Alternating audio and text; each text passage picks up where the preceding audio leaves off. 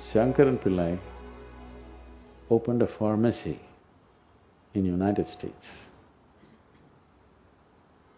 And one day he had something to attend to, some little chore that he has to attend to. So he asked his teenage son, please take care of the shop just for an hour, I'll be back. So boy said, no problem, Dad. So he went out. In an hour's time, he came back. When he came back, in front of the shop, there was a man hugging the lamppost and his eyeballs were rolling wildly and he was looking totally crazy.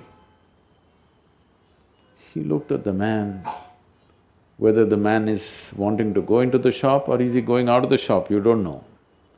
So he looked at him and then he went inside and he asked his son, who is that guy hugging the lamppost like that?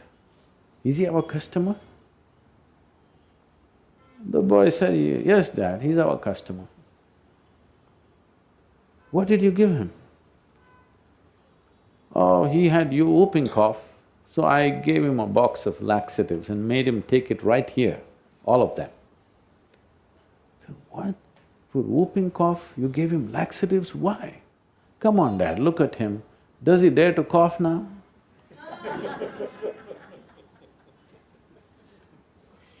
There are solutions and solutions but is it really a solution? That's a question. So now because you can't sit in one place peacefully, somebody says, be in the moment, don't think about the past, don't think about the future. Tell me, can you call yourself a human being if you cannot remember the past and project into the future? Will you be a full-fledged human being, I'm asking? You wanting to go back in the evolutionary scale because you don't know how to handle your own intelligence. This is the biggest problem with the human being. Their only problem is this, you may call it by 1,000 different names, but the only problem is you do not know how to handle your own intelligence, isn't it? You will see if you take away half your brain, you will be peaceful. Yes or no? But I am asking, is that a solution? Is that a solution? Taking away half your brain? So taking away your ability to look back into the past and look out into the future, if you take away this ability, maybe you will be peaceful but towards what purpose? I know so many people today are going about talking, being peaceful or peace of mind is the ultimate goal of your life. Even the so-called spiritual teachers and leaders are going about saying, peace of mind is the ultimate goal. You tell me from your intelligence, can you enjoy your dinner tonight if you're not peaceful? If not joyful, at least peaceful you must be to enjoy the dinner, isn't it? Can you enjoy driving back home if you're not peaceful? Can you enjoy the people around you if you're not peaceful? Can you enjoy the work that you do if you're not peaceful, I'm asking. If you're not able to be joyful or ecstatic, at least you must be peaceful, isn't it? So I'm asking you, is it a fundamental requirement of life or is it the ultimate goal of life? It's the most fundamental requirement. But now people are pushing it to heaven, they're saying peace is the ultimate goal of life. Such people will only rest in peace.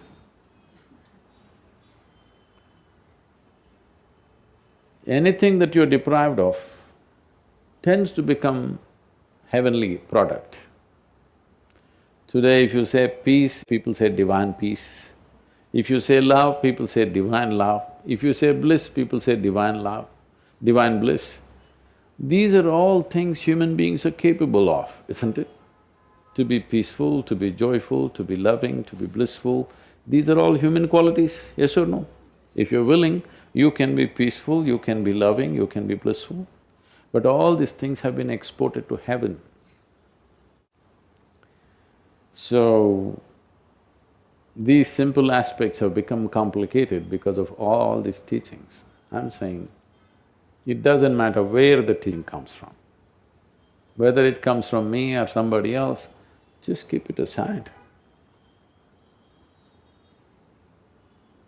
Just apply your intelligence.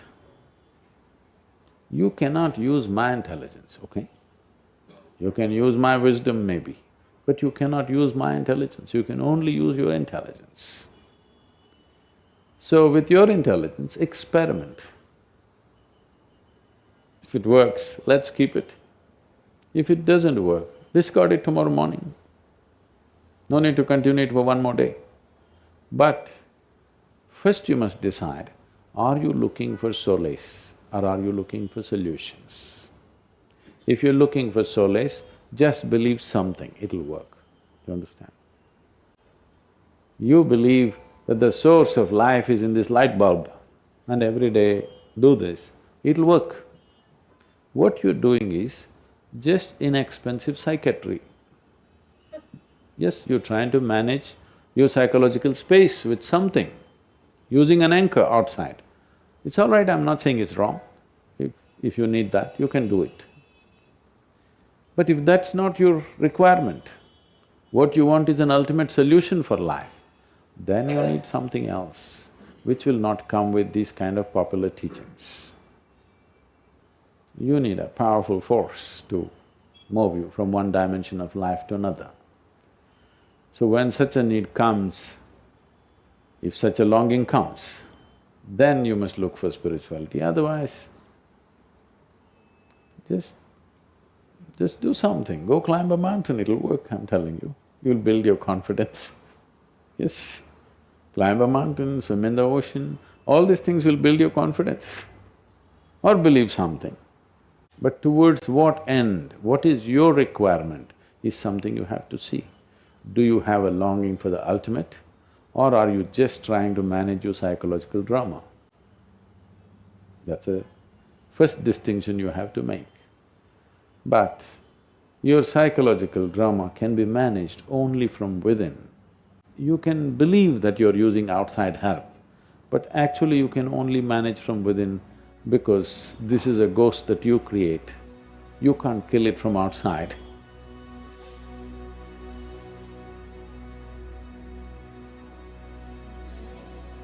So let go. See, the way the question is asked and also the way normally it's addressed is, people think there is something called as negative thought and positive thought. They want to remove the negative thoughts and have only positive thoughts. For such people, I would ask them to just experiment for 10-15 seconds. Let them forcefully remove one thought from their mind. For example, next 10 seconds, just don't think of a monkey. Try not to think of a monkey for next 10 seconds. You will see you will be full of monkeys. So what I'm saying is, this is the nature of your mind, because in this mind, all the three pedals are throttle. There is no brake, there is no clutch. Whatever you touch, it will only go faster. In this kind of mind, people have been taught from moral teachers and religious teachers, do not think about bad things. Well, since then it's been a full-time job. So there is no way you can handle the mind like this. This doesn't need any great enlightenment. If you spend 2 minutes with your eyes closed, you will realize you cannot do anything forcefully with this mind. So, I want to remove negative thoughts. Do not ever go in this direction because what you want to remove will become your quality. Always you will be on it. So what should I do? The thing is this, without understanding the fundamental mechanism of this mind, because our mind, human mind, is the most sophisticated computer on the planet. Even all the supercomputers have come out of this. When this is the case, is it not important that we understand the mechanics of how it functions? One simplistic aspect of how it functions is, there are no subtractions and divisions in our mind. There is only addition and multiplication. If you try to do something with it, it will say one more. If you try hard, it will multiply into many more. In this mind, you don't try to identify what is positive, what is negative and try to remove it. First of all, one needs to understand this mind of yours, this body of yours is supposed to serve you. The life that you are is important. Body and mind are vehicles that must serve us. If you sit in a vehicle, it must go where you want to go. If it goes to its own destination, what is the point of such a vehicle? It's just a nuisance. Right now, most human beings are unfortunately experiencing this fantastic possibility of human mind as a nuisance, as a troublesome thing. Well, this is the most beautiful thing you have. It's just that you need to pay little attention as to how it functions. One simple thing is this. First and foremost process is, that's why we put out this process called Isha Kriya, distance yourself from your physiological and psychological process. There is something called as you which exists. This is not a composite of all your thoughts and emotions and physiological processes. Beyond that, there is you. If you close your eyes, even if you cannot see anything, you're still there. It is through the window of your eyes that you're looking out, but if you close your eyes, it doesn't mean that you don't exist, you still exist. So beyond your thought, you still exist, beyond your emotion, you still exist. So that you, the life that you are, this has to come into your experience. Why is it that you're not allowing that to come into your experience, which is the most significant aspect of who you are? Who you are right now, the most significant aspect is, you and me are alive right now, this is it.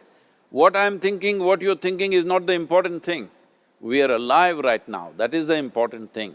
So, it is important that you focus on this fundamental sense of aliveness within you, and then you will see there is a natural distance between you and your thought process. Once there is a distance between your psychological process and your physiological process, this is the end of suffering. Because there are only two kinds of suffering that human beings go through, physical suffering and mental suffering. Once you create a little space between you and your mind, between you and your body, this is the end of suffering. This is something every human being has to experience and know, otherwise thinking I will just remove negative thoughts and I will have positive thoughts, all the best, it's not going to work 100%, it's not going to work because nobody can remove it, they can avoid it for some time. So when negative thoughts come, you say Ram Ram, Shiva Shiva, whatever you want, but this is just avoiding, it's not gone.